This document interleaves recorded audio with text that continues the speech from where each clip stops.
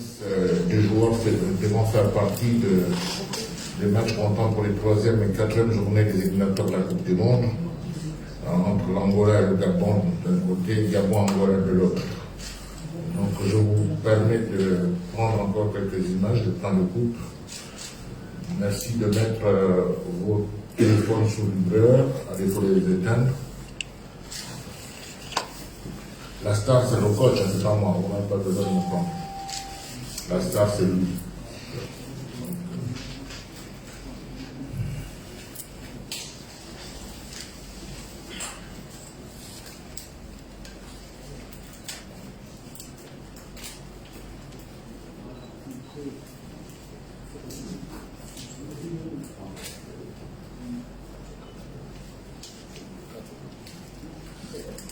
Toutes nos excuses pour certains médias qui se sont sentis frustrés d'avoir vu ces communiqués qui étaient un peu sélectifs. C'est vrai que dans ces communiqués, nous avons oublié certains médias. C'est vrai aussi que par rapport aux contraintes sanitaires, il était important qu'on puisse réduire le nombre.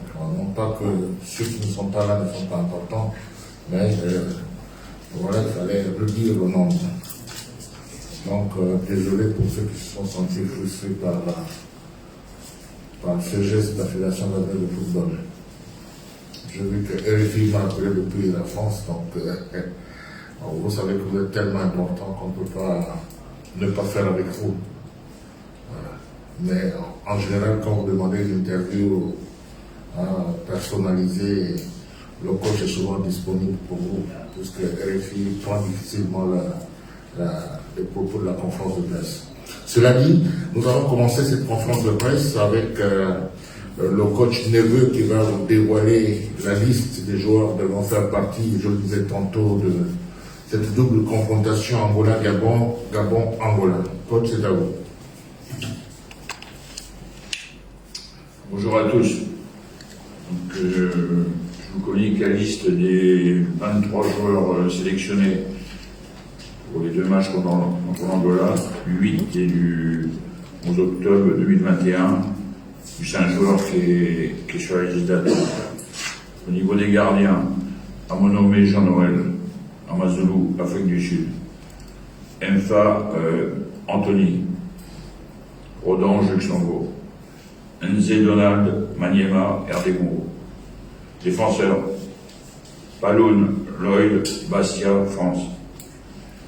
Akwe Asumu Junior, Aubagne, France. Obiang Johan, Rodez, France. Et Colémangua Bruno, Dijon, France. Oyono Anthony, Boulogne-sur-Mer, France. Obissa Sydney, Charleroi, Belgique. Sambissa David, Cambuur, Hollande.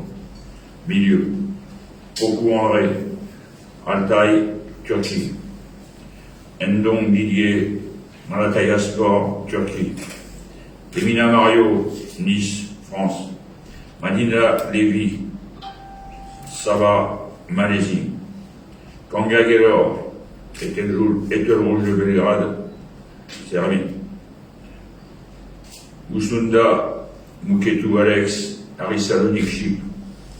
Attaquant. Arsenal, Aubameyang, Pierre-Emerick, Arsenal, Angleterre. Banga Denis, Saint-Etienne, France. Meia Axel, Tanger, Maroc. Alvin Adjim, Clermont-Ferrand, France.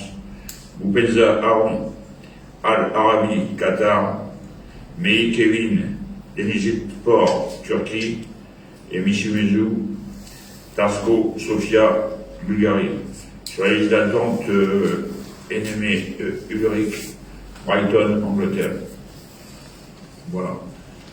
Donc, les joueurs partiront le 4 de Paris sur un vol spécial.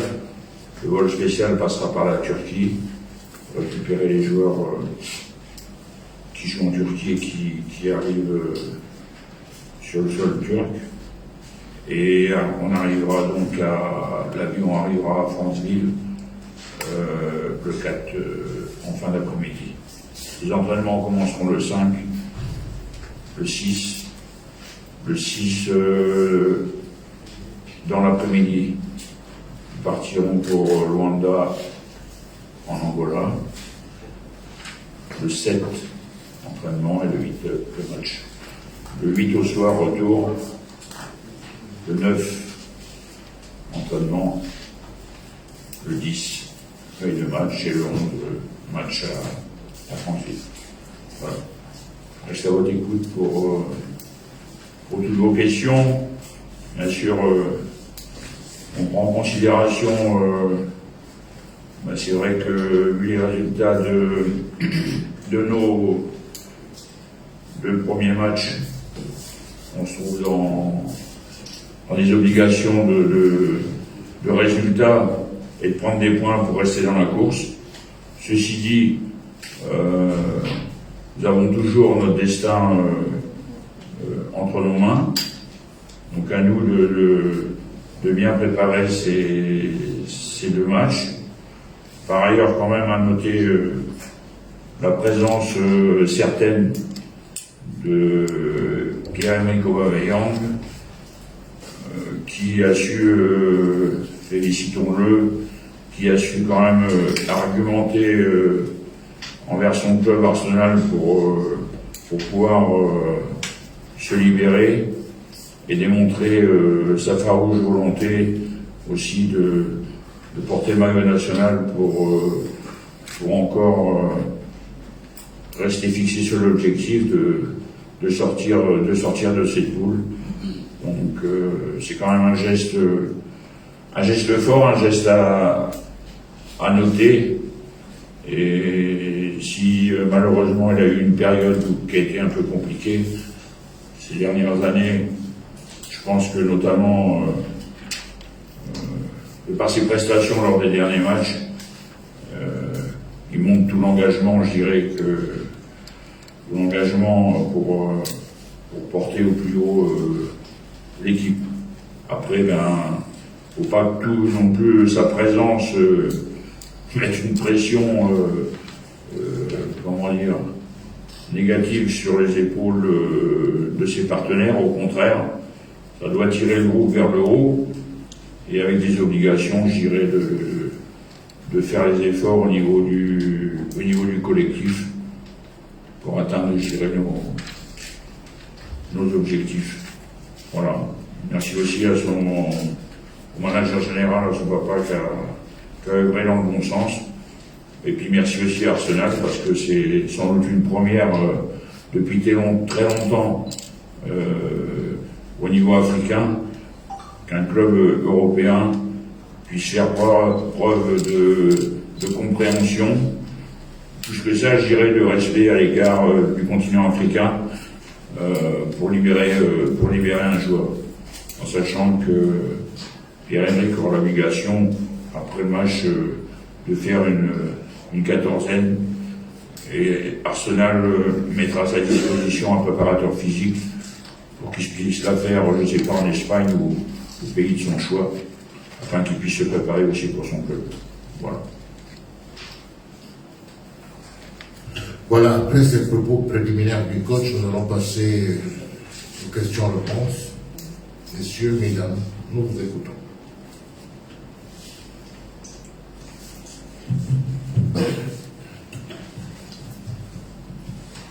Coach, bonjour, je suis Stella Ange de Télé Africa.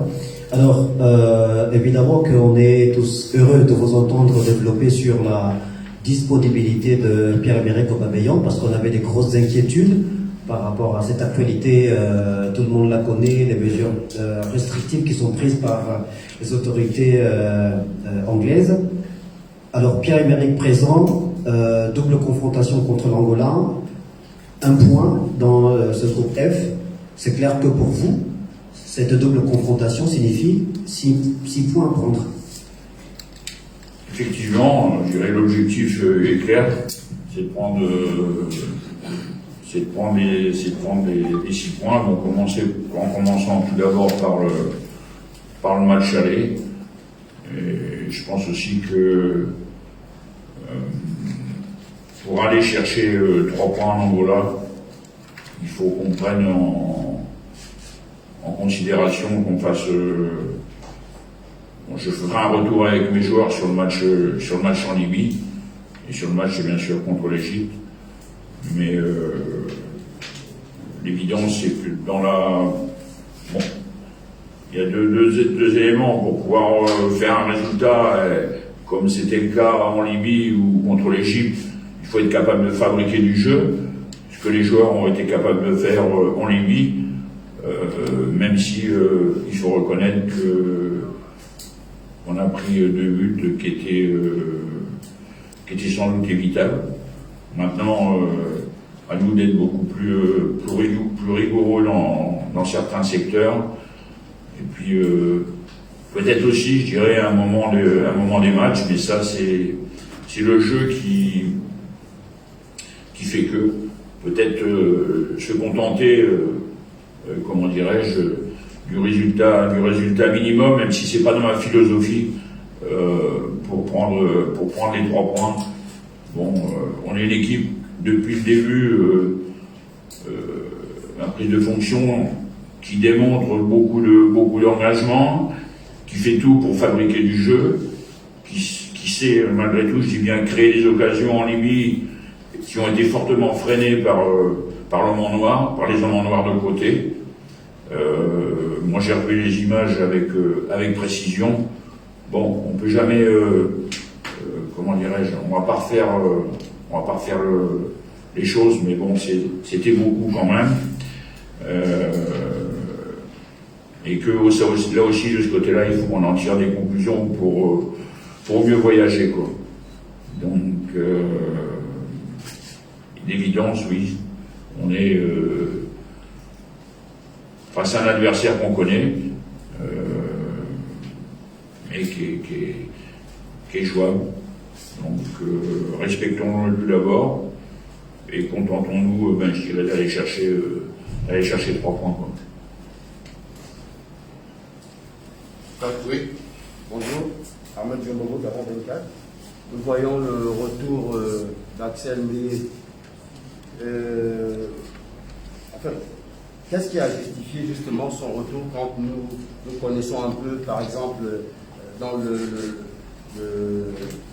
le wagon des attaquants, le quatuor, par exemple, Aubameyang, Bouanga, Denis, Oubenza et Levina. Qu'est-ce qui justifie justement le retour d'Axel Mbé? Axel, tout d'abord, la saison dernière, il a fait une saison qui était intéressante, en marquant un certain nombre de buts. Il n'avait pas été convoqué au dernier rassemblement parce qu'il n'avait pas repris suffisamment tôt les entraînements. Bon, j'ai vu ses derniers matchs. Vous connaissez comme moi Axel, c'est un joueur axial. On va dire un buteur et qui est habitué, je dirais, aux confrontations en Afrique, puisqu'il évolue au Maroc. Après, la certitude d'avoir Pierre-Emerick, je l'ai eu qu'hier, que bien évidemment, au cas où malheureusement Pierre n'aurait pas pu être là, eh bien Axel aurait été logiquement présent, heureusement. Mais bon, il n'empêche je pense que depuis 1 an, il travaille bien, donc c'est aussi une porte qui est ouverte pour retrouver un petit peu pour se mettre dans l'état d'esprit de l'équipe nationale, et puis que je puisse voir un peu aux entraînements ce qu'il est capable de rendre. Après, c'est un joueur qui reste combatif et que je ne peux pas négliger, je dirais, pour les matchs à venir et éventuellement pour la Coupe d'Afrique où les places sont chères. Coach, bonjour. Bonjour. Je suis Fritz Koum de RFI. Alors, vous avez fait un clin d'œil à la jeunesse, notamment le jeune défenseur Moketou, mais c'est pas dans votre liste, il est parmi les milieux du terrain. Or, on l'a connu même en club, même en sélection de U20, c'est un défenseur. Oui, effectivement. Pour moi, il peut jouer aussi milieu de terrain. Il peut jouer sur l'axe de la défense. Mais à mon sens, il peut jouer milieu de terrain, mais bon, par rapport à Liste, c'est pas figé. C'est-à-dire aussi que je peux le déplacer si besoin en est sur l'axe de la défense ou au milieu, comme vous le dites. Parce que pour moi, il peut dans les parties de match être intéressant dans ce secteur de jeu. Bon, de par sa venue aussi, c'est un logique appel à un encouragement à tous les jeunes qui sont à l'étranger et qui essaient de se faire une place. Ça va être un peu ses débuts. Mais bon, à lui de saisir aussi sa chance. Oui, coach. Ouais. Oui, coach, M. Wanyan de Montpellier. J'ai une préoccupation par rapport au chantier, parce que on observe quand même une instabilité à la défense. Mois précédent, Didier était défenseur. Aujourd'hui, si on lit votre liste, il sera milieu de terrain. On a vu Assoumou, qui n'avait pas été titularisé contre l'Égypte, que vous avez sélectionné, vous avez ajouté Obissa. C'est quoi le chantier en défense centrale pour l'équipe gabonaise qui reste un gros problème? Parce qu'on constate quand même que vous vous débrouillez bien en faisant des réajustements, mais ça ne va pas durer toute la vie. Désio, le même chantier au niveau des gardiens de but. C'est quoi la véritable stratégie en tant que technicien expérimenté pour qu'on ait véritablement des gardiens de but sur lesquels on peut compter? Parce que si vous lisez la presse, pas plus tard qu'hier, il y a eu des articles qui s'interrogent sur les performances d'Anthony qui n'est pas forcément titulaire dans son club de licence. Il y a deux questions dans votre question. La première, par rapport à ma défense, par rapport à la défense, le secteur défensif et l'axe central. Bon, il me semble, comment dirais-je, on a des joueurs qui sont toujours malheureusement en train de se rétablir, blessés, qui sont Moussa Bouking et Aaron Abinangoy. Ngwali, pour faire un point aussi par rapport à sa situation et pour l'éclaircir. Donc il était reparti en Israël pour re-signer un contrat, mais son club a voulu lui imposer dans son contrat de ne plus jouer en équipe nationale et de ne pas aller à la CAN. Dans le cas contraire, il ne le signerait pas. Donc le joueur est rentré, moi je suis en train d'essayer de lui trouver une solution pour le positionner sur un club. Donc ça veut dire que ça fait 3 joueurs de l'axe défensif qui sont que je ne peux pas utiliser. Donc par rapport aux jeunes, que ce soit Obissa ou Akwe, bon, je sais très bien qu'ils sont pas encore totalement aguerris et totalement, ils n'ont pas le niveau, comment dirais-je, de leur grand frère Bruno. Maintenant, c'est une réalité de notre sélection et que je vais devoir composer avec des joueurs expérimentés. Ça va être mon orientation pour pouvoir tirer les résultats, parce que je m'aperçois aussi que il est bien de préparer, de rentrer des jeunes, de faire confiance. On s'aperçoit que certains sont encore pas suffisamment aguerris, et que ne soyez pas surpris au cours des prochains matchs, voire possiblement à la CAN ou autre, de voir des joueurs qui n'ont pas obligatoirement joué à certains postes, mais que je vais déplacer pour pouvoir, parce que quand on était joueur de football, on a tous servi pas obligatoirement à ces postes de prédilection, mais quand l'équipe et le collectif a besoin, eh bien, il faut se monter contre-opérationnel à des postes qui ne sont pas obligatoirement, au départ, je dis bien des postes de prédilection, mais c'est dans cet esprit-là que je vais j'articulerai mes choix. Quant au gardien de but, bien évidemment, j'ai bien conscience de la situation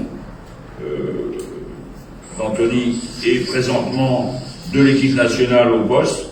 Bon, il s'avère que moi, lorsque j'ai pris mes fonctions, n'oublions pas l'histoire, Didier Ovono cessait son activité. Bon, depuis, il n'a pas repris. Bon, on a été, comment dirais-je, on a beaucoup travaillé pour relancer Anthony, bon, qui a été intéressant dans une partie des éliminatoires. Bon, après, c'est vrai que le match en Gambie l'a un peu plombé mentalement, et qu'aujourd'hui, par rapport à Anthony, pour moi, le plus important au cours du stage, ça va être de lui redonner confiance et de faire en sorte qu'il garde la confiance. Un gardien, c'est un poste difficile, et l'aspect mental reste, comment dirais-je, important pour être performant. Bien sûr, il y a Monomé qui était rentré contre la République démocratique du Congo, qui avait fait une prestation correcte. Maintenant, le choix des gardiens sera fait sur place. Après, il s'avère qu'Anthony aussi, les circonstances font que il joue pas dans. Moi, je suis allé le voir jouer en club, où effectivement, sur le match que je l'ai vu jouer, son équipe a perdu 3-1, mais Anthony avait pris 0 but. Il est sorti à une demi-heure de la fin, le score était d'1-0, le gardien qui l'a remplacé en a pris 3. Après, les résultats dans son club sont pas bons. Moi, je suis pas étonné parce que l'équipe dans laquelle il évolue a un effectif très faible, et que, bon, ça n'empêche pas que le fait qu'il prenne des buts, encore faut-il avoir une vision sur les buts qu'il puisse encaisser, et que il peut pas non plus, c'est pas lui qui va supporter, je dirais, tous les mauvais résultats de son club. Bon, après, mon rôle, en tout cas, et le rôle du staff et du coach des gardiens, c'est de prendre en considération tous ces facteurs, et puis aussi le gardien qui sera choisi, qu'il soit en totale confiance. Mais pour finir sur les derniers matchs, bien sûr que je vous lis dans la presse, et que je suis pas totalement en harmonie sur certains constats. En Libye, bien sûr que le gardien, c'est le dernier rempart. Bon, le premier but qu'on prend sur corner, il émane pas directement de sa faute, pas du tout. Le deuxième but qu'on prend, il peut pas sortir. Après, ça nécessite éventuellement un réflexe. Bon, c'est pas amputable. Bon, sur le match contre l'Égypte, pour moi, et ça j'y reviens, bon, je ne veux pas rentrer dans les détails, M. Pablo, mais je vous assure que le but qu'on a pris en fin de match, c'est une erreur collective. C'est une erreur collective que je pourrais vous disséquer afin de faire vraiment la lumière. On est en position, effectivement, on mène 1-0. Bon, moi je fais rentrer un milieu défensif qui est Serge Ngouali pour fermer un peu le jeu. Après, il s'avère sur le terrain que les joueurs restent dans un état d'esprit de continuer à jouer. On est en possession du ballon, le ballon il sort, et puis après, ce qui est arrivé, vous l'avez vu. Maintenant, bien sûr que c'est une faute collective, mais comme je le disais, il y a des grandes équipes, notamment la France, même si ça ne reste qu'un exemple, mais c'est la vérité. Quand il s'est fait sortir contre la Bulgarie, l'erreur était encore plus grosse collectivement. Maintenant, c'est sûr que c'est à éviter, mais malgré tout, faute d'avoir pris les points, reconnaissez que contre l'Égypte, le collectif a montré tout son engagement, et sa valeur, c'est des garanties pour l'avenir. Bonjour coach. Coach, peut-être bien éclairé, est-ce que la question de la hiérarchie chez les gardiens est résolue? est-ce qu'on peut considérer que Moufa Mezri est le numéro 1 des Panthères? Je crois que c'est la question qui est... Oui, il y a une hiérarchie chez les gardiens. Mais la hiérarchie, comme vous le savez, elle peut aussi basculer si le numéro 1 montrait des insuffisances trop flagrantes, ce qui pourrait arriver. Et aujourd'hui, par rapport à notre effectif, la deuxième possibilité, c'est Nze Donald ou Amonome, a nommé les deuxièmes gardiens dans son club. Il s'entraîne dur. J'ai eu McCarthy au téléphone en Afrique du Sud pour faire un point avec lui. Bon, c'est vrai qu'il s'entraîne dur, il fait des matchs en semaine avec son équipe, mais c'est pas... Pour moi, j'ai besoin, je dirais, beaucoup plus d'assurance pour faire confiance à un joueur. Et puis, il faut pas s'emballer non plus sur la décision. Anthony, c'est mon numéro 1. Et il faut pas s'emballer sur la décision, quoi. J'ai bien conscience aussi de sélections qui ont gagné la Coupe d'Afrique avec des gardiens qui étaient d'un niveau similaire, je dirais, à Anthony. Maintenant, Anthony, c'est sûr qu'il, de par son caractère et de par ses caractéristiques psychologiques, c'est un garçon qui a besoin de confiance, mais aussi de prendre ses responsabilités. Donc, je verrai quand même aux entraînements comment travailler avec lui et avec Jean-Noël, et pour prendre une décision dans l'intérêt de l'équipe. Bonjour coach, John Fitzgerald de Gabon News. Lors des éliminatoires de la CAN pour le Cameroun, l'Angola était sur notre chemin. Et là, cette fois-ci, on rencontre encore l'Angola pour les éliminatoires de la Coupe du Monde. Je pensais que le dernier match pour les éliminatoires de la CAN, on avait été battu sèchement par l'Angola. Est-ce qu'aujourd'hui, avec tout ce qu'il y a eu comme insuffisance, comme ce que vous avez pu déceler comme insuffisance lors de cette rencontre, est-ce que vous nous rassurez que le match en Angola sera une victoire pour nous? Est-ce qu'il y aura des réglages à faire? On va dire, on a tous les éléments pour aller chercher la victoire. Maintenant, vous savez, et ça j'insiste, les déplacements en Afrique ne sont pas faciles pour diverses raisons. Et je ne souhaite pas revivre sur le bord de touche véritablement ce que j'ai vécu en Libye, parce que ça par moments, ça frisait, franchement, c'était pas... Enfin, l'arbitrage doit être beaucoup plus équitable que ça, pour être clair. En Libye, je suis désolé, quoi, je veux dire. Donc ça rentre aussi dans l'état d'esprit de mes joueurs.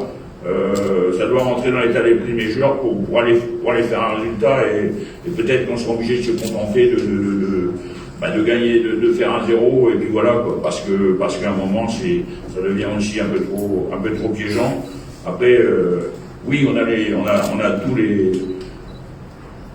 éléments, je dirais, pour atteindre notre objectif. Maintenant, comme tous les matchs, ça se jouera sur des détails, et encore une fois, les détails qu'on a négligés contre la Libye et l'Égypte, il ne faudra pas les négliger sur ce match-là.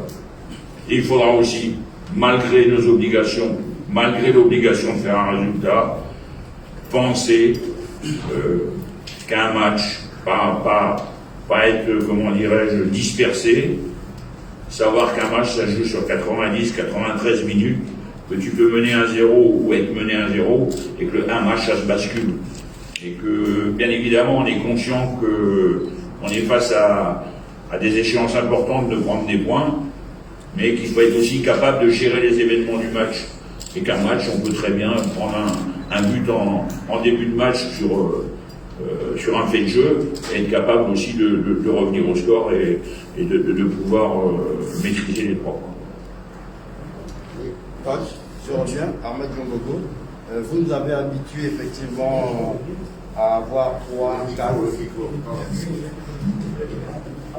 Excusez-moi, j'avais pas vu. Merci. Quand vous nous avez habitués à avoir sur les listes d'attente, dans la liste d'attente, 3, 4, voire 5 joueurs. Et là, on remarque qu'il n'y a qu'un seul. Et là, Est-ce une stratégie pour vous? Oui, enfin, stratégie, Et en quoi j'aurais consiste préféré pouvoir en mettre plus, mais volontairement, je ne vais pas mettre du nombre pour faire du nombre. On attend le retour de la FIFA pour la qualification du jeune Ulrich. Et si Ulrich, s'il y avait des, comment dirais-je, des joueurs qui malheureusement se blessent, je partirai avec ce groupe-là pour pouvoir pour jouer les 2 matchs. Parce que pour moi, pour jouer en équipe nationale, c'est pas par un manque d'effectifs. Bon, ça peut arriver de faire appel à des joueurs, mais il y a le mérite derrière une convocation et quand on porte le maillot d'équipe nationale. Alors, coach, bonjour. Kennedy Odo, l'agent d'ordre de presse. Coach, j'ai 2 questions. Vous venez d'établir Anthony Fameuse comme numéro 1 dans les buts. Et on sait que ce secteur-là fait partie des points névralgiques de la sélection nationale, c'est-à-dire le talent lâché. Et on a vu, face à la RDC, vous avez aligné le jeune Jean-Noël. Et durant ce match, il n'a pas été mis vraiment à l'épreuve. Il n'a pas été vraiment testé face à la RDC.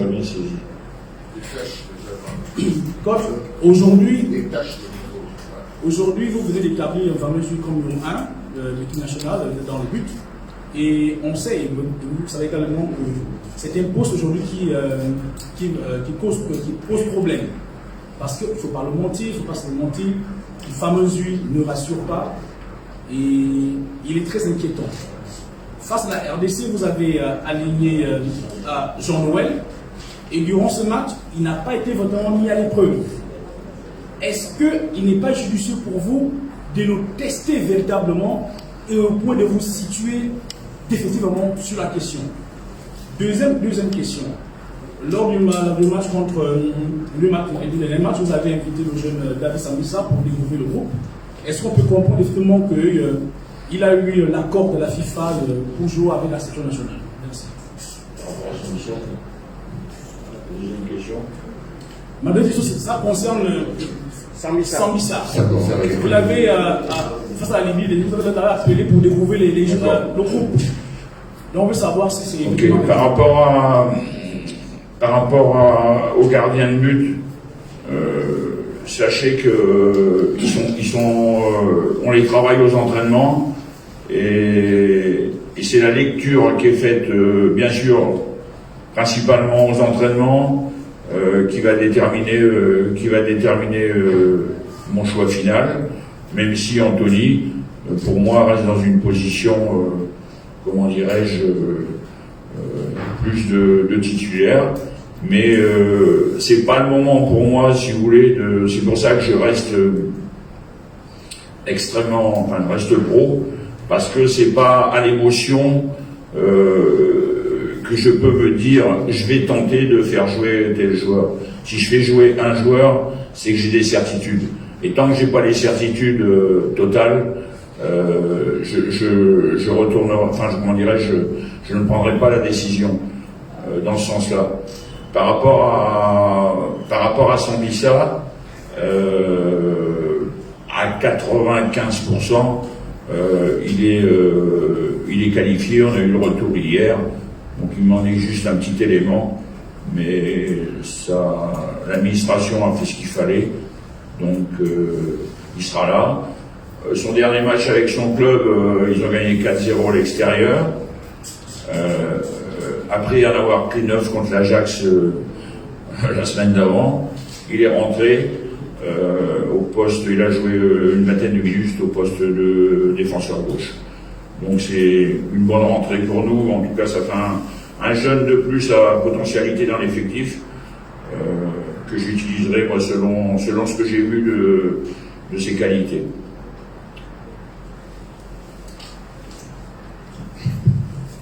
Bonjour coach. Bonjour. Maurice Mito du journal Gabon Elite Magazine. Vous avez essayé d'effleurer la question tout à l'heure. Je souhaiterais que vous reveniez là-dessus. parce que c'est un sujet qui préoccupe plus ou moins le peuple gabonais. On constate que l'équipe nationale a du mal à maintenir la trajectoire au niveau de... On arrive à marquer en premier et on se fait toujours rattraper. On a vu ça en Libye et le même scénario s'est reproduit à Franceville. Vraiment, on souhaiterait peut-être pas nous rassurer, mais rassurer le peuple gabonais. Comment faire pour maintenir la trajectoire, sinon aller au-delà lorsque l'équipe nationale a réussi à marquer, pour ne pas se faire rattraper. C'est vrai que c'est un match de football. Donc l'évolution des scores sur les deux matchs, les analyses sont totalement différentes. Il est vrai qu'en Libye, l'équipe a marqué assez rapidement, à la 11e minute, et que, vu le début du match, par rapport à... Il y a tout un tas de circonstances, effectivement, qui font que les joueurs ont été trop préoccupés par le fait de travailler lorsqu'on était en possession du ballon et pas suffisamment à la récupération du ballon. On n'a pas été bon pour gratter les deuxièmes ballons, sur le deuxième ballon à la tombée. On a été trop souvent... Après, voilà, on a laissé l'adversaire en fait prendre confiance, alors que c'était nous qui devions garder la maîtrise du match. Mais ça, c'est le fait de jeu sur corner où on fait une grosse faute, on fait une faute. Après, il y avait deux options en fin de match. Effectivement, on peut pas dire qu'on était pris sur un fait de jeu dans le sens où, comme contre l'Égypte, un ballon aérien, il y a 3 joueurs qui sont à la réception et on gagne pas le ballon, quoi. Donc il y avait juste à le toucher, juste à le sortir. Maintenant, c'est le joueur qui est sur l'action manque d'expérience, manque d'agressivité, et puis ça nous coûte les 3 points. Après, contre l'Égypte, c'est totalement différent. L'équipe est emballée en deuxième mi-temps sur une fabrication de jeu, dans le match. Au moment où on mène 1-0, on continue à fabriquer et à se créer des occasions, quoi. Et c'est là qu'on s'est fait, que le collectif s'est quelque peu fait piéger, parce qu'on a l'occasion éventuellement de tuer le match à 2-0. Et après, il y a cette faute qui est occasionnée collectivement, je dis bien parce que le ballon il part de haut, et la faute elle est collective. Donc alors, bien évidemment qu'à l'avenir, bon, moi il y a des images parfois qui sont un peu déplaisantes sur des fins de match,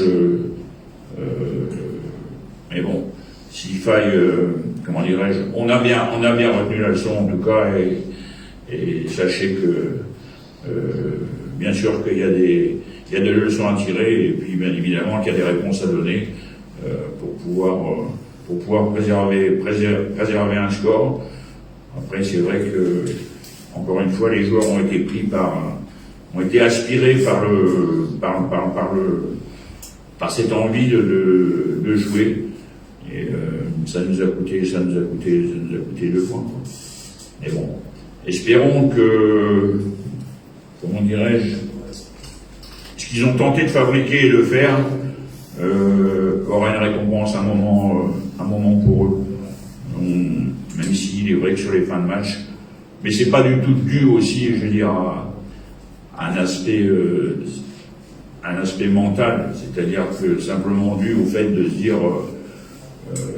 le ballon contre la Libye, on doit le détruire, et après contre l'Égypte,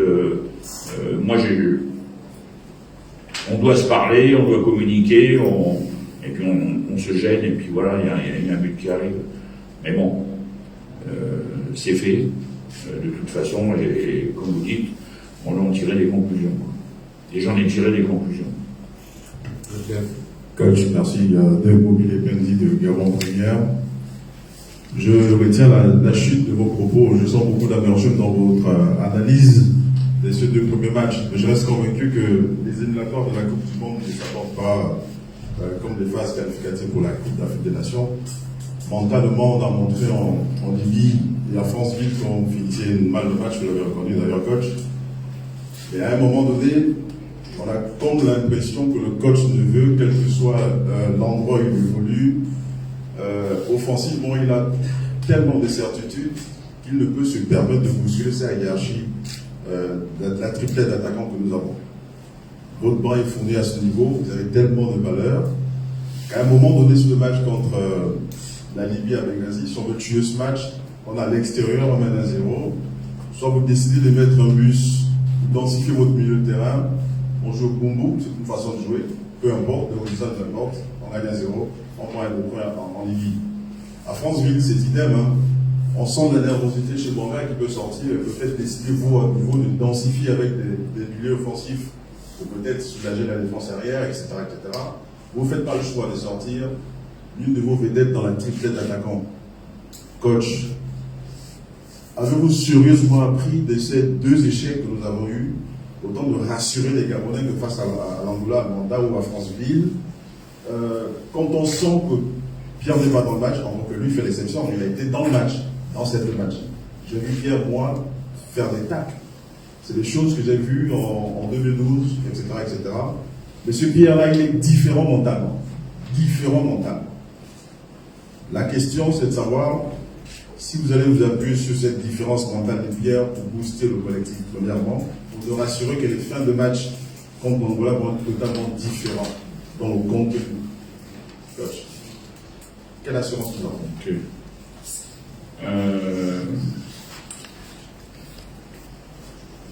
L'expérience fait que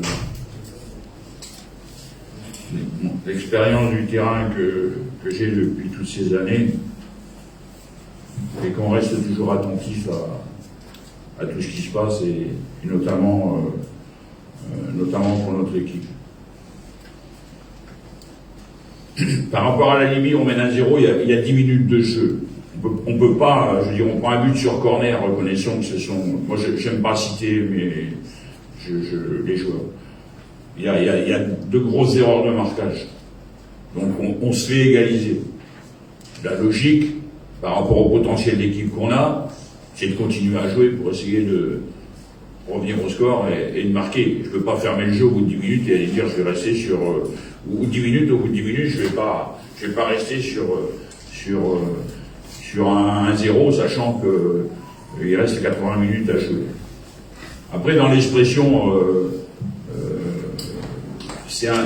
on aurait très bien pu faire match nul, c'est un fait de jeu à la fin, et mon bloc équipe est en place, c'est une erreur, c'est une erreur sur un duel, que je veux dire. C'est pas comme si, comme le dernier but, et ça je vais y revenir, je suis d'accord avec, contre le dernier but contre l'Égypte, c'est totalement différent. Le paquet, les joueurs sont au marquage, après le gars qui est au duel, il prend pas le ballon. C'est le jeune, mon expérience, moi je l'ai. C'est le jeune qui saute qui n'a pas l'expérience pour aller détruire le ballon. Pour être très clair. C'est le jeune Anthony Oyono qui doit la boucher, qui doit la mettre dehors. Seulement il saute avec manque d'agressivité, ce qui fait qu'effectivement, j'ai décidé de le reprendre dans le groupe, mais parce que vraiment c'est compliqué pour moi, quoi. Donc j'essaie de faire mon maximum et j'encaisse, il n'y a pas de problème. Mais je le dis bien, c'est pas dû à mon coaching. Voilà, le ballon est arrivé là sur le côté, le gars il met une diagonale, il y a 2-3 joueurs qui sont là, ils gagnent pas le duel. Qu'est-ce qu'on peut faire? C'est pareil, je mets 10 joueurs derrière, si les gars sautent pas au moment où ça doit sauter, je suis désolé. Après, contre l'Égypte, on peut finir à 1-0. Je vous rappellerai quand même, et j'aimerais que vous y mettiez un petit peu d'objectivité, le but de Bouanga, je ne voudrais pas y revenir, mais comme vous essayez un peu de m'attaquer sur certains points est totalement valable. Et expliquez-moi comment à la maison on peut se faire rebuser un but pareil. Expliquez-moi. Moi je sais pourquoi. Et vous, vous le savez aussi. Mais personne ne dit rien. Et en Libye c'est pareil. J'ai repris toutes les actions. Il y a 4-5 actions, elles sont bloquées. Vous savez comme moi pourquoi? Vous bloquez, il y a l'équipe. Et si c'est la même chose en Angola, ça va faire ça va. Voilà, c'est clair. C'est pas me rejeter ma position, c'est des faits exacts. Le but de Bouanga, il est totalement malade. Pourquoi il a été refusé? Moi, je sais pourquoi. Je sais pourquoi. Et vous aussi, vous savez pourquoi. Et mais vous ne le dites pas. Non, vous ne le dites pas. Non, vous savez pourquoi. En Libye, c'était baissé. Mais en Libye, c'est catastrophique. Catastrophique, cet arbitrage. Catastrophique. Moi, je n'ai pas voulu en parler, mais puisque vous attaquez sur ma personne, à mon expérience me fait dire que oui, véritablement, mais c'est la vérité, mais vous n'en parlez pas. Défendez le drapeau, non, en parlez-en. Parlez-en. Moi, j'ai pas de problème. Mais qu'est-ce que vous voulez que je dise? À la fin du match, merci monsieur l'arbitre. Et on sait, attends, c'est incroyable, l'autre, il était comme ça sur le bord, hein, comme ça. Il y a 4-5 actions, moi j'ai tout repris, j'ai tout repris. Il y a 4 actions qui sont bloquées. Sur le but de comment dirais-je,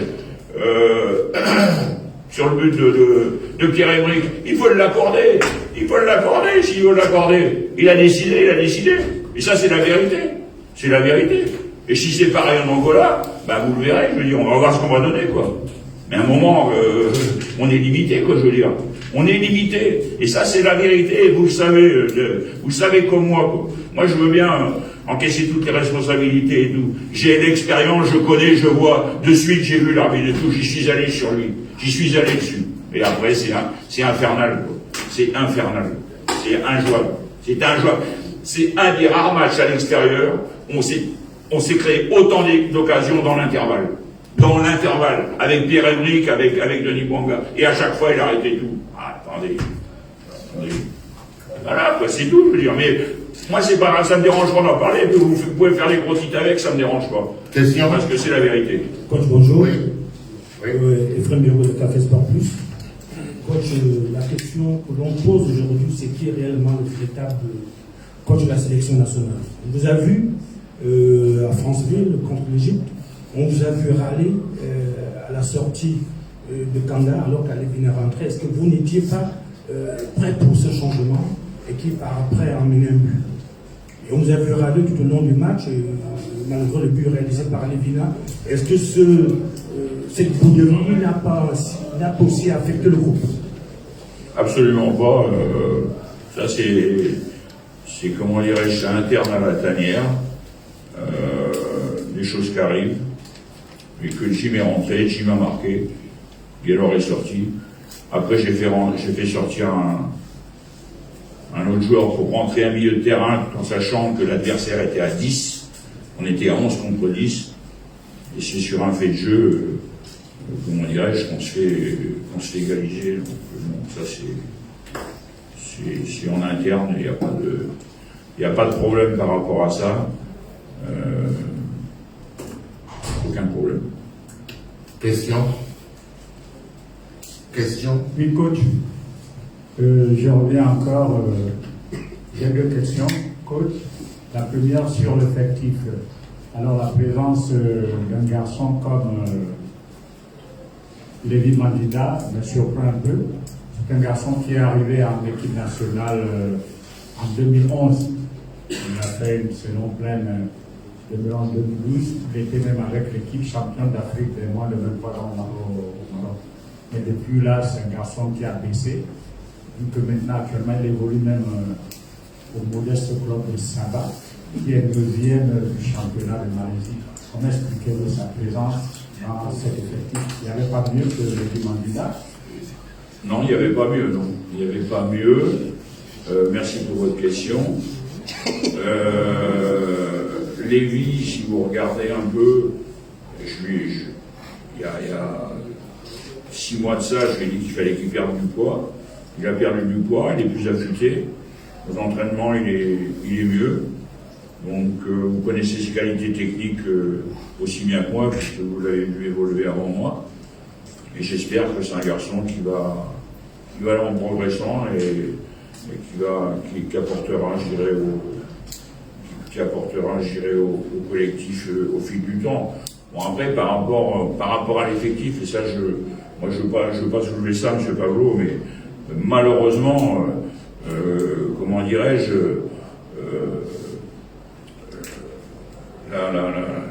la problématique sanitaire de ces deux dernières années, et notamment ce qu'on est en train de vivre au niveau du Gabon avec la pandémie qui a plutôt tendance à se développer que s'arrêter, nous pose un sérieux problème par rapport à nos locaux. Mais qu'est-ce qu'on peut faire contre ça, quoi, je veux dire. Et qu'à l'évidence, dois-je vous dire, dès que ça va pouvoir reprendre, pour être un peu plus rassurant, rapidement, dès que ça reprend, je vais faire un rassemblement d'une quinzaine de gardiens pour en faire partir un ou deux à l'étranger pour préparer l'avenir, parce que dans 2-3 ans, il faudra rapidement, enfin, et même rapidement, comment dirais-je, préparer, mais ça n'avait pas été fait, malheureusement. Et que là, on voit dans toutes les équipes de D1, D2, dans beaucoup de pays, des joueurs sénégalais, des joueurs ivoiriens, des gardiens de but ivoiriens, sénégalais ou autres. Et nous, ça n'a pas été... Mais bon, pour l'instant, on est en blocage de ce côté-là, et au niveau de l'effectif, c'est pas tout simple. Oui, coach, je continue. Vous êtes confronté à un double objectif. Il y a un objectif de résultat, de vous qualifier, et puis il y a un objectif aussi de reconversion de cet effectif. Parce qu'on constate que certains de vos cas, peut-être, vont arrêter à la CAN. Est-ce que vous pouvez arriver à concilier ces deux objectifs, résultat, reconversion, de construction plutôt de l'équipe? Les objectifs, pour l'instant, les objectifs sont atteints. Le premier objectif, c'était la qualification à la CAN. Nous, j'apprécie vos exigences du moment pour qu'on puisse aller au mondial, parce qu'on est une équipe qui est encore un peu en déséquilibre, mais qui peut sortir de la poule. Donc vous avez le droit d'être logiquement demandeur et ambitieux. Après, l'objectif premier, c'est quand même ça a été atteint, c'est d'aller à la CAN. Après, l'évidence, c'est que lorsqu'on rentre des jeunes joueurs qui n'ont pas un gros vécu au très très haut niveau, quand je parle du très très haut niveau, c'est en première division ou deuxième division, évidemment, ça fait perdre quelques petits points, enfin quelques points importants, et qu'il faut vraiment y aller à dose homéopathique. Là, il y en a qui vont arriver, donc avec Enémé et Yanis, qui joue à le 6, qui n'est pas encore totalement... Mais bon, ça se met en place. Après, il faut rester solide, comme vous le dites, essayer de conjuguer les deux. C'est toujours difficile en équipe nationale, en général, les équipes nationales ont des espoirs qui sont prêts derrière. Bon, on va pas se retourner derrière ça. On doit rester, comment dirais-je, ambitieux et continuer à construire comme on le fait. Et puis encaisser, malheureusement, les coups quand ça nous arrive, pour pouvoir repartir, quoi. Mais bon, on a l'occasion encore, je dis bien, de le faire en Angola, donc à nous de saisir l'opportunité pour reprendre la main. Je prends une dernière question. Coach, vous avez parlé de l'avenir, mais on sait vraiment que l'avenir est rattaché sur au passé. Alors, vous avez parlé de l'avenir, c'est-à-dire la reconstruction de l'équipe nationale.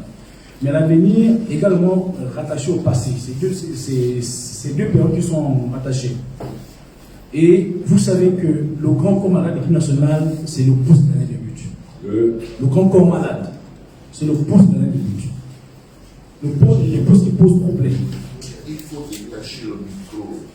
je disais que vous savez que le grand corps malade figure notamment au poste de gardien de but. Et aujourd'hui, vous avez parlé de... Vous avez décidé d'établir le fameux du camp numéro 1, vous n'avez pas le choix. C'est ce que vous avez sur la main. Mais est-ce que vous êtes... Un moment, est-ce qu'il vous est venu à l'esprit d'essayer de rencontrer au volant? De rencontrer au volant, même s'il ne joue plus. Mais ils sont en train actuellement. Parce que, coach, il faut le dire. Il vaut mieux avoir, moi, à mon avis, il vaut mieux avoir un gouvernement pied cassé que d'avoir pas reçu. Respectez ta question. Est-ce que vous avez essayé de le rencontrer et pourquoi pas le relancer dans un peu même en Détroit, en France? Parce qu'on va à la canne, on va à la canne, coach. Par rapport à l'avenir de l'équipe, votre question et la question précédente, croyez-moi, des joueurs comme Pierre-Emerick Aubameyang, comme Bruno, Mario Lemina et autres seront encore présents à la CAN 2025. Donc n'ayez pas de soucis pour ça. C'est des gars qui sont encore frais et qui pourront, si physiquement ils sont bien, donc j'ai pas de soucis par rapport à ça. Donc là, comment dire, l'apport de jeunes doit se faire tranquillement. On n'a pas le feu, on n'a pas une équipe, comment dirais-je, sur les déclins au niveau de nos cadres, bien au contraire. Je pense que les cadres, ils ont aujourd'hui pris conscience, M. Pablo, qu'ils pouvaient atteindre des objectifs, notamment mondial, les CAN, et comme les CAN sont rapprochés, les gars, ils ont envie, et Pierre-Emerick le démontre, d'aller chercher des titres. Quant au poste de gardien de but, j'ai vu Didier à ma prise de fonction. Je me suis entretenu avec lui comme avec les autres, avec toute la considération que j'ai pour lui. Après, c'est à lui, je dirais, de prendre les choses en main. Bien sûr que sur sa demande, on peut toujours aider. Maintenant, moi, je peux pas non plus, comment dirais-je, mettre au grand jour certains secrets qui font que un joueur peut lui-même avoir ses exigences, que je veux dire, et que après ça lui appartient, quoi. On ne peut pas obliger à... Voilà, Didier a fait une superbe carrière, c'était... Voilà. Maintenant, après, lui, de son côté, il a ses exigences. Je vois que Mokhtar, le gardien de but, a signé, je crois, en RD Congo. C'est ça, Bissikli, ouais. Bon, voilà, je veux dire, après, c'est un choix qu'il fait par rapport à, c'est un signal qu'il donne. Maintenant, c'est vrai que d'aller jouer RD Congo, quand tu as connu comme Didier le top niveau, c'est des choix, quoi. Mais je veux dire, on ne peut que comment dirais-je, respecter le choix du joueur. Et puis, j'espère vivement que après les 2 matchs de l'Angola, tout le monde sera rassuré de ses gardiens de but. Voilà, merci à tous, chers confrères, chers consoeurs. Cette conférence de presse est terminée. Merci d'avoir honoré de votre présence. Merci beaucoup. Merci.